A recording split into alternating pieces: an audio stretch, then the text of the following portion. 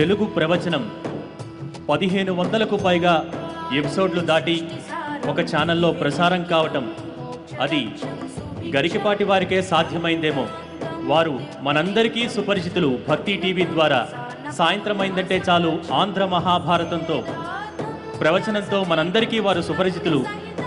హరిహర ప్రియమైన కార్తీక మాసం గురించి, ఈ కోటి దీపోత్సవ వైభవం గురించి ప్రవచనం అందించేందుకు వేదికపైకి సహస్రావధాని ప్రముఖ ఆధ్యాత్మికవేత్త డాక్టర్ గరికపాటి నరసింహారావు గారిని సాదరంగా ఆహ్వానిస్తున్నాం.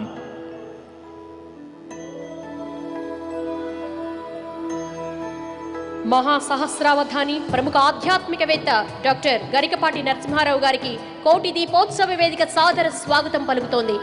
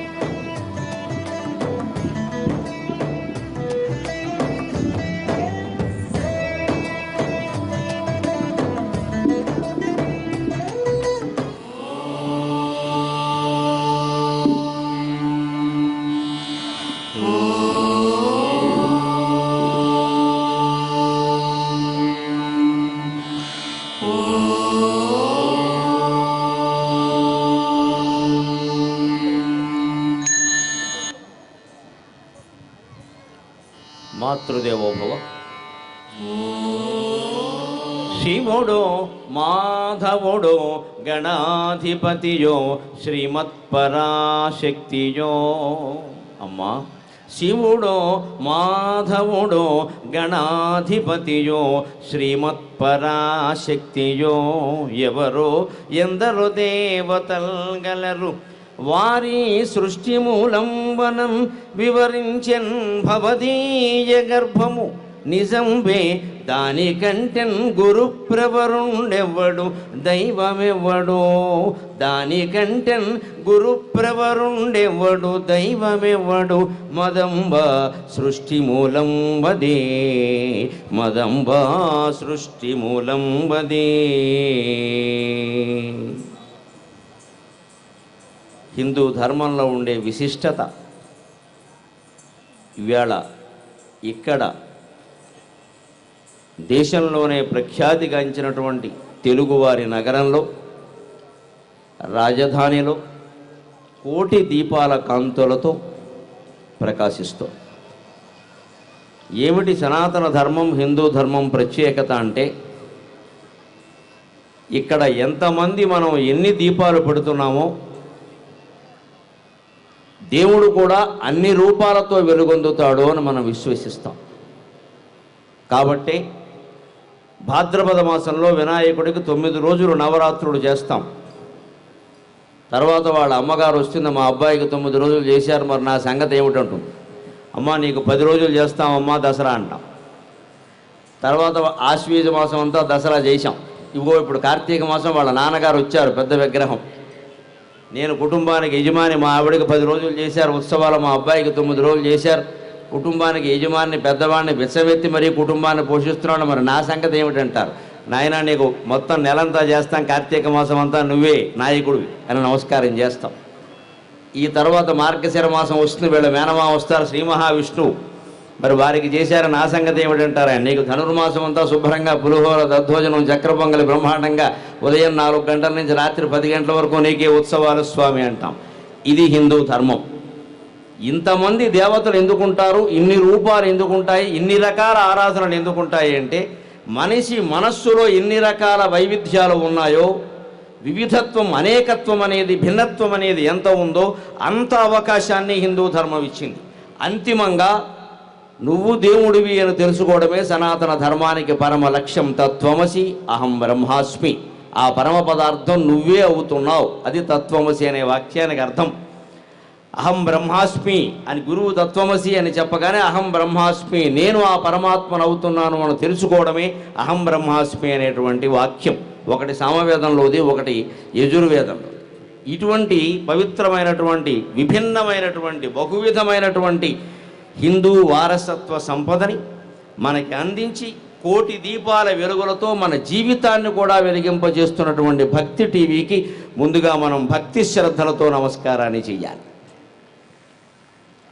2007వ సంవత్సరం ఆగస్టు 30వ తేదీని ప్రారంభమైంది మొదలు ఈ రోజు వరకు 24 గంటల కార్యక్రమాలలో అకుంఠితంగా, అఖండితంగా, అవిచ్ఛిన్నంగా సాగిపోతూ భక్తి టీవీ మొత్తం తెలుగునాటే కాకుండా భారతదేశంలోనే ఒక భక్తి విప్లవాన్ని తీసుకొచ్చింది అని చెప్పాలి.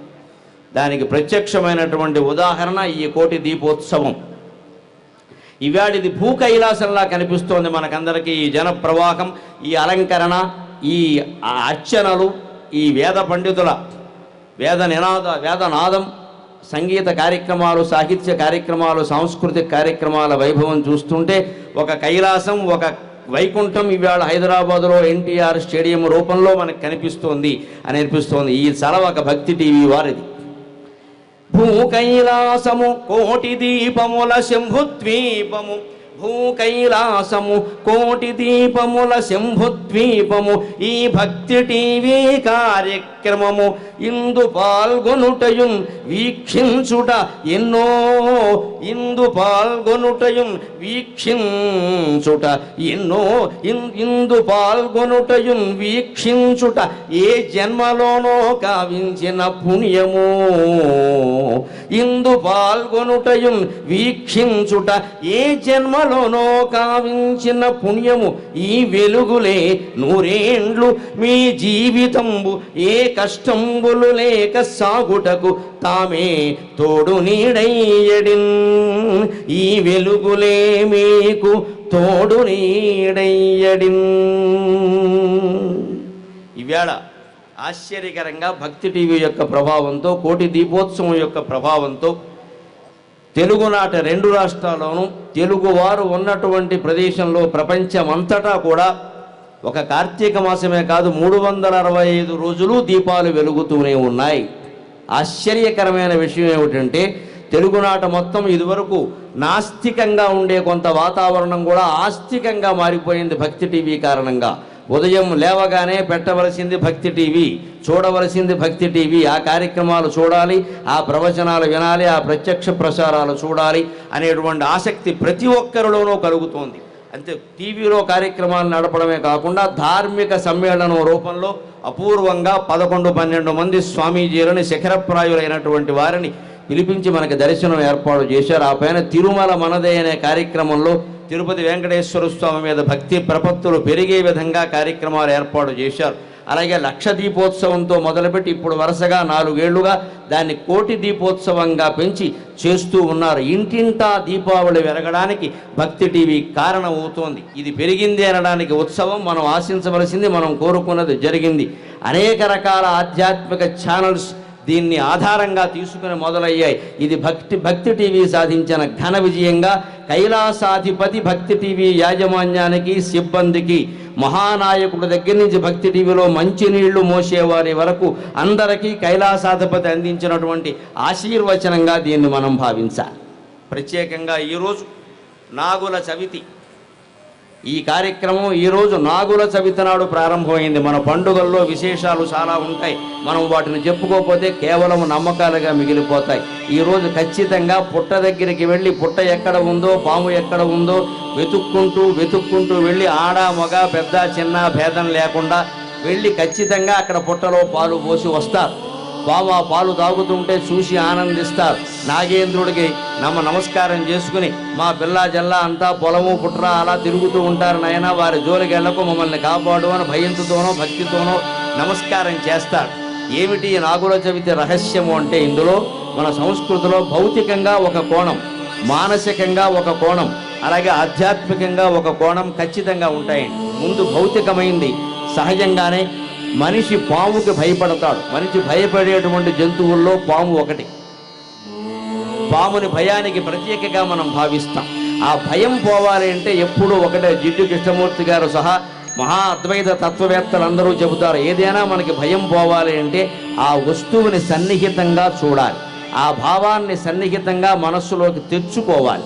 అప్పుడు ఆ భయం పోతుంది ఖచ్చితంగా. అదిగో పాము ఎక్కడ ఉందో మనమే వెతుక్కుంటూ వెళ్ళి దాని సన్నిహితంగా చేరి అక్కడ నిలబడ్డం, అది పాలు తాగుతూ ఉంటే అక్కడ పాకుతూ ఉంటే చూడడం, దాని శరీరము, నల్లటి చారలు, ఆ కళ్ళు, ఆ నాలిక ఆడిస్తూ ఉండడం, ఇవన్నీ సన్నిహితంగా చూడగానే ఇవాళ చూడగలిగాం కదా, ఇక ముందు మనం పాముకు భయపడవలసిన అవసరం లేదు అని ఒక ధైర్యం మనస్సులో ఏర్పడుతుంది. ఇందులో మానసికమైనటువంటి కోణం అదే ప్రత్యేకంగా.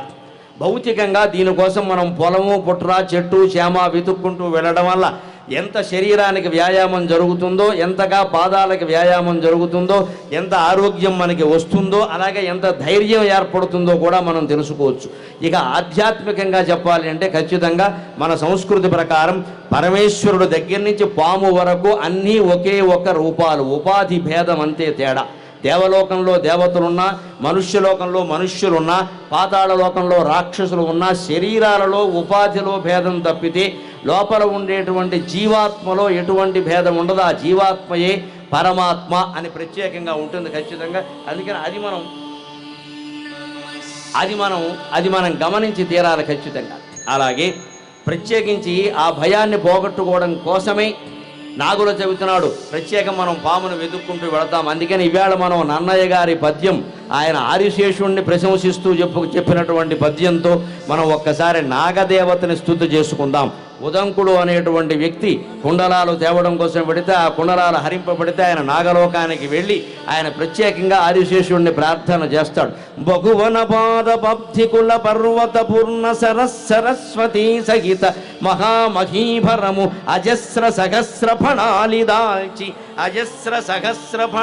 దాల్చి దుస్సకతరమూర్తికిన్ జలధిశాయికి పాయక శయ్యయేన అయ్యహిపతి దుష్కృతాంతకుడు అనంతుడు మాకు ప్రసన్నుడయ్యడు.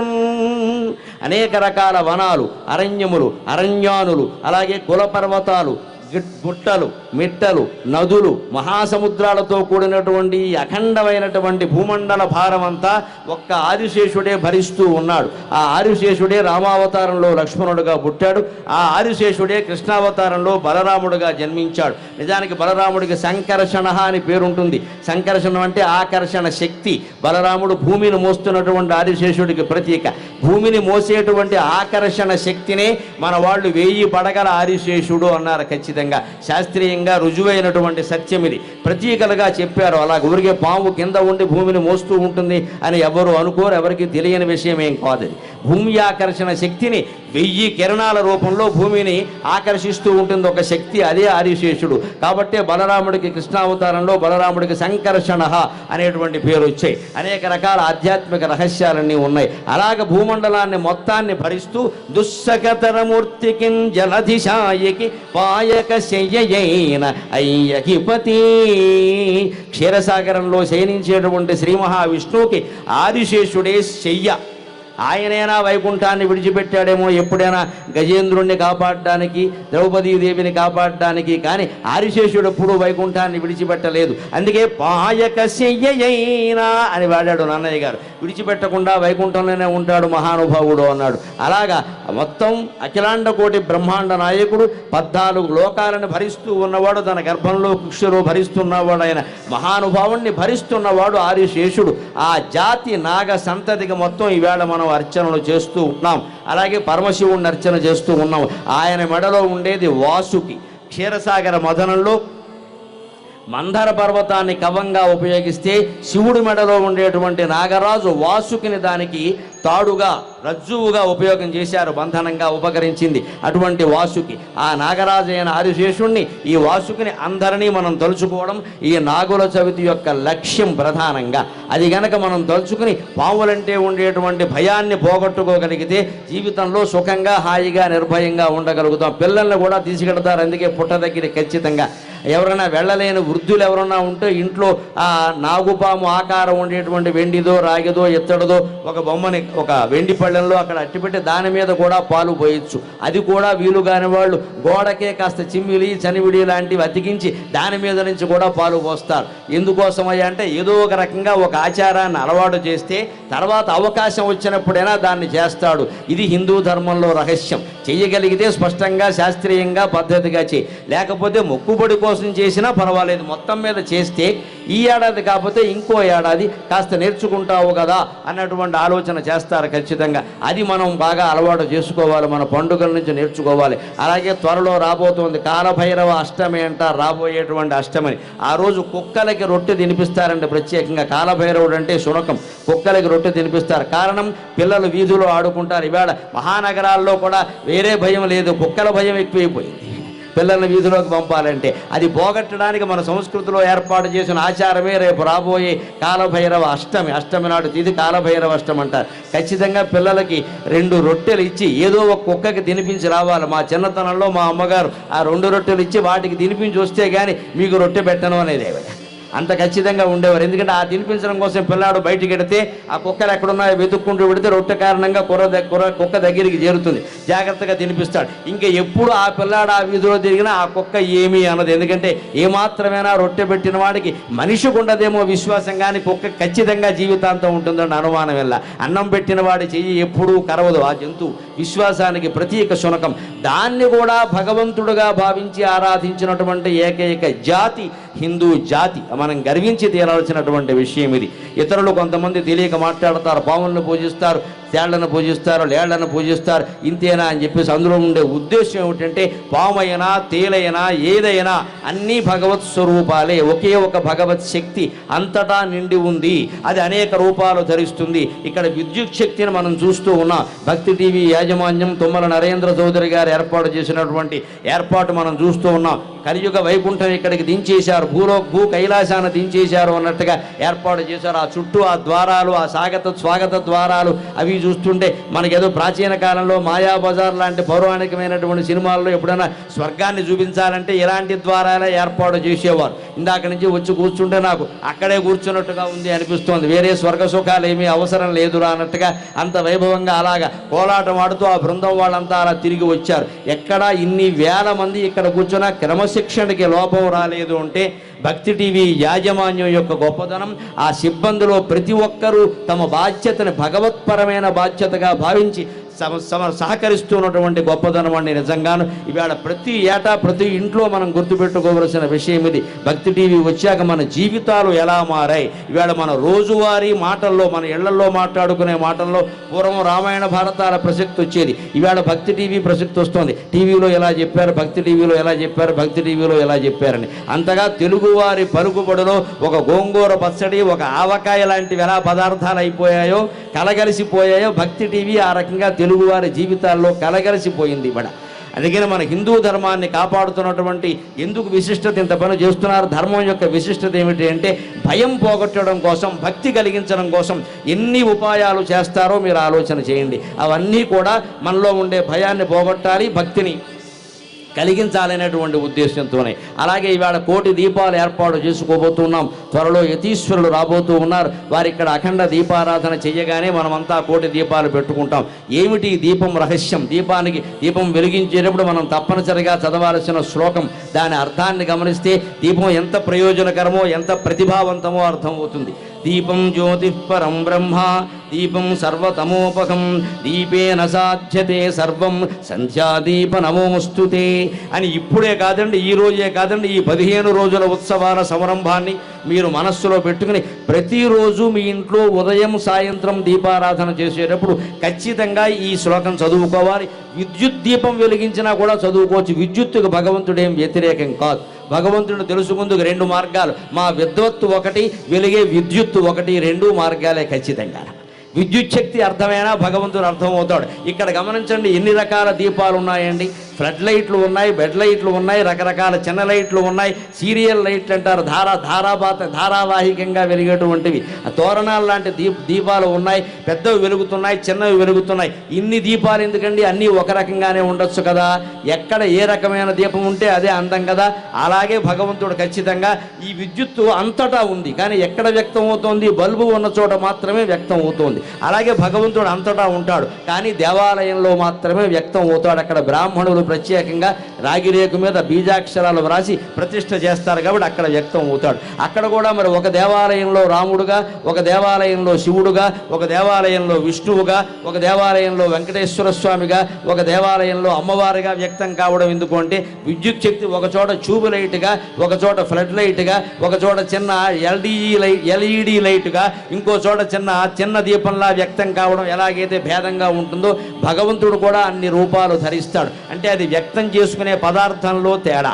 మనకి నీరు ఒక్కటే, కుండలో పట్టే నీరు వేరు, చెంబులో పట్టే నీరు వేరు, గ్లాసులో పట్టే నీరు వేరు, దోసిట్లో పట్టే నీరు వేరు. నీరు మాత్రం ఒక్కటే అంతా కూడా. భగవంతుడు నువ్వు దోషులతో గ్రహించగలిగితే దోషులే దొరుకుతుంది, లేదు పెద్ద భాండం అంత గ్రహించగలిగితే భాండం అంత దొరుకుతుంది. విద్యుత్ శక్తి అర్థమైతే విద్వచ్చక్తి భగవచ్చక్తి కూడా అర్థమవుతాయి. అందుకని విద్యుత్తును కూడా మనం గౌరవించవలసిందే. ఆధునిక ప్రపంచం, ఆధునిక సౌకర్యాలు ఏవి ప్రాచీనతకు కానీ భారతీయ సంస్కృతికి కానీ వ్యతిరేకం కాదు. వాటిని వ్యతిరేకించవలసిన అవసరంలా అన్నిటినీ వినియోగించుకోగలం. ఈవేళ సాంకేతికత బాగా పెరిగిన కారణంగానే భక్తి టీవీ లాంటిలో వస్తున్నటువంటి అన్ని కార్యక్రమాలు, ప్రవచనాలు ప్రపంచమంతటా వ్యాపిస్తూ ఉన్నాయి. ఒక్క చోట ప్రసారం అవుతూ ఉంటే మాబోటిగాళ్ళం ఇదివరకు పురాణాల పేరు మీద ఏ పల్లెటూరు వెళ్ళి ఏ గుళ్ళోనో కూర్చుని గంటలు 2 గంటలు మైకు లేకుండా మాట్లాడినా ఎవరు వింటారో 10 మంది వింటారు, మహా వింటే 25 మంది వింటారు. కానీ ఈవేళ మేము ఇక్కడ మాట్లాడుతూ ఉంటే ఇక్కడ చూస్తున్న వాళ్ళే కొన్ని వేల సంఖ్యలో ఉన్నారు. ఇక ఇళ్లల్లో కూర్చుని భక్తి టీవీ ద్వారా ప్రత్యక్ష ప్రసారం చూస్తున్న వాళ్ళు లక్షల సంఖ్యలో ఉన్నారు. ప్రపంచమంతా చూసేవాళ్ళు కోట్ల సంఖ్యలో ఉన్నారు. ఇంతమందికి ఇది ప్రసారం అవుతుంది అంటే సాంకేతికత ప్రభావం కదండి. చూసారా, సాంకేతికతని సరిగ్గా వినియోగం చేసుకోగలిగితే మంచిని పెంచడానికి ఎంత బాగా ఉపయోగపడుతుందో మనకి ఈ కార్యక్రమం రుజువు చేస్తుంది ఖచ్చితంగా. 4 సంవత్సరాలుగా ఇక్కడ 1 కోటి దీపాలు వెలిగించి ఎటువంటి ఇబ్బంది ఎవరికీ కలగకుండా ఇంత బాగా 15 రోజులు ఇంకా కిందసారి ప్రేక్షకుల కోరిక మీద, భక్తుల కోరిక మీద పెంచారు కూడా. అలా పెంచి చేస్తే ఇవాళ అనేక రకాల వాళ్ళు దీనివల్ల ఒక ప్రేరణ పొందుతున్నారు. మేము చేస్తామని ముందుకు వస్తున్నారు. భక్తి టీవీ కోరుకుంటున్నది అదే ఖచ్చితంగా. ఇక దీపం విషయానికి వస్తే దీపం జ్యోతి పరం బ్రహ్మ అన్నారు, గమనించండి. పరం బ్రహ్మ అంటే పరమాత్మ, బ్రహ్మకి, విష్ణువుకి, ఈశ్వరుడికి, ముగ్గురికి అతీతమైనటువంటి పరమశక్తిని పరం బ్రహ్మ అంటారు దాన్ని. అందుకని పరం బ్రహ్మ అని పరమ శబ్దం నపుంసకలింగంలో ఉంటుంది ఖచ్చితంగా. పరహ అని కానీ పరా అని కానీ ఉండకుండా అతీతమైన పదార్థాన్ని ఎప్పుడు తత్ అని చెబుతారు. అందుకని దీపం జ్యోతిహి పరం బ్రహ్మ. దీపం అనేది పరమాత్మతో సమానం. దీపం సర్వతమోపహం. తమోపహం అంటే చీకటిని పోగొడుతుంది.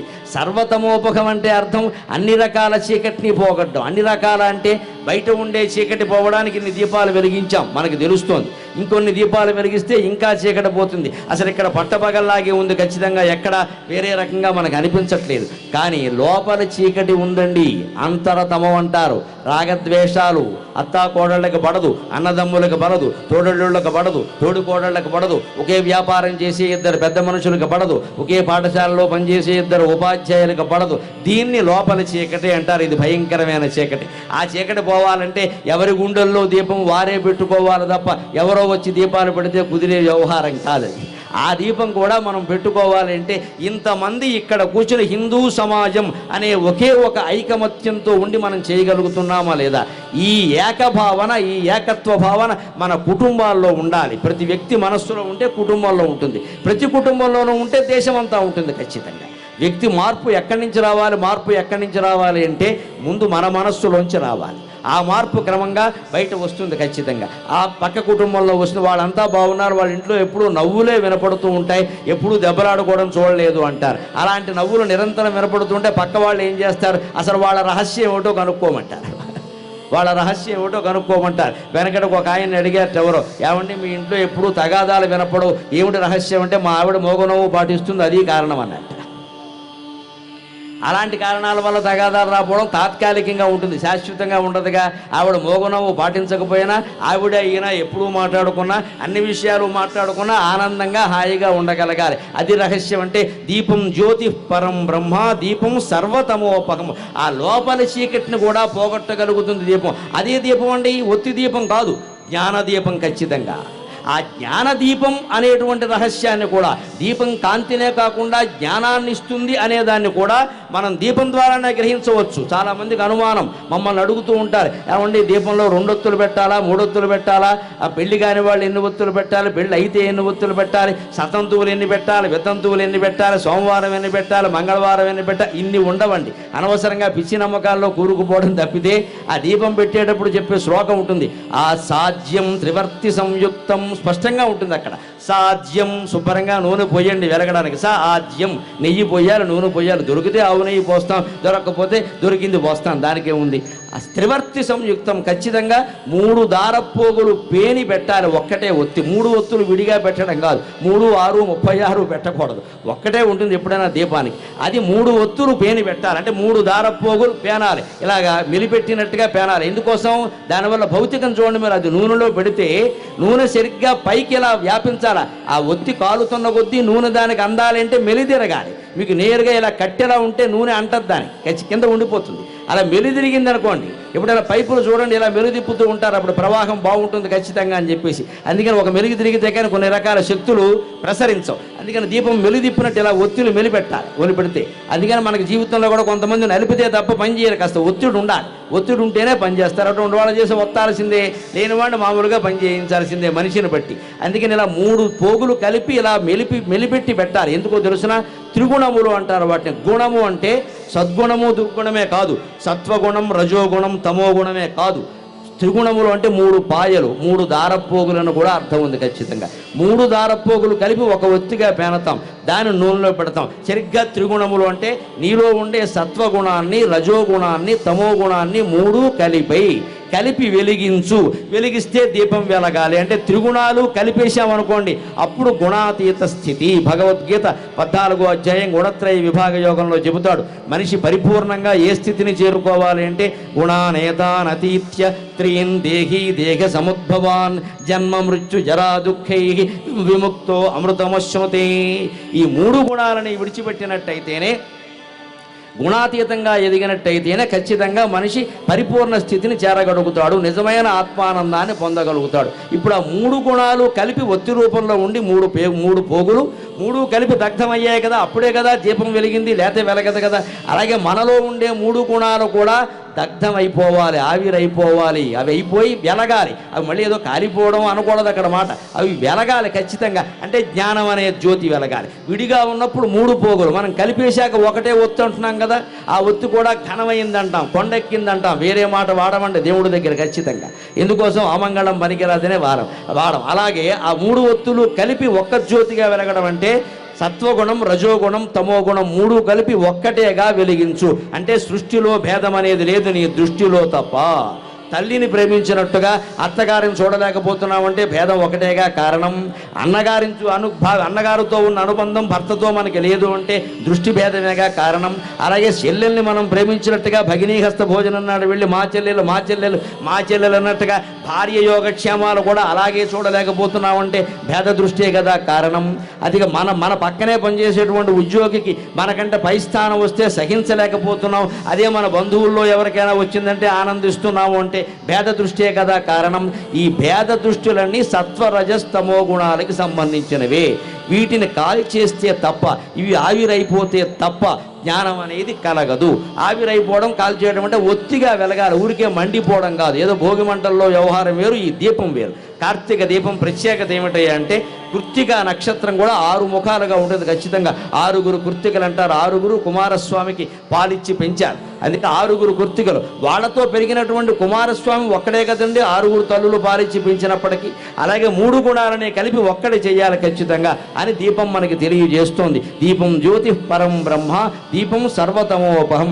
సరిగ్గా 3 పోగులు కలిపి ఒక ఒత్తిగా పెట్టి నూనెలో దాన్ని ముంచి వెలిగించినట్టయితే 3 కలిపి త్రిగుణములు కలిపి అది ఎలాగైతే వెలుగుతోందో మన జీవితం కూడా గుణాలన్నీ కలిపి గుణాతీతంగా ఎదగాలి. రామాయణం మొత్తం 24,000 శ్లోకాలు చదివినా, ఎన్నిసార్లు విన్నా మీకు ఈ గుణాతీత స్థితే సందేశం ఖచ్చితంగా. అది మనకి రామాయణంలో ప్రధానమైన ఘట్టంలో ఉంటుంది. రామలక్ష్మణులు విశ్వామిత్రుడు వెనకాల వెడుతూ ఉంటే ఆ ప్రయాణంలో మీరు గమనించండి, 3 స్త్రీలను కలిశారు. 3 స్త్రీలే, 1 తాటక, 2 అహల్య, 3 సీత.